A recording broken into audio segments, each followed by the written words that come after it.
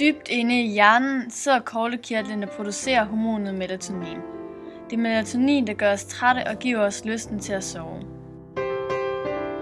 Hormonet produceres, når det er mørkt, og det er derfor vigtigt, at vi ikke udsættes for meget lys inden sengetid.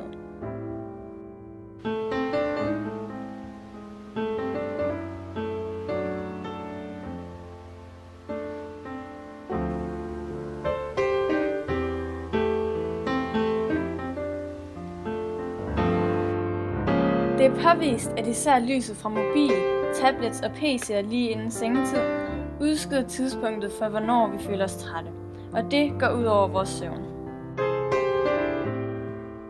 Så husk at slukke mobilen minimum en time før du går i seng, så er du frisk og udhvilet til næste dag.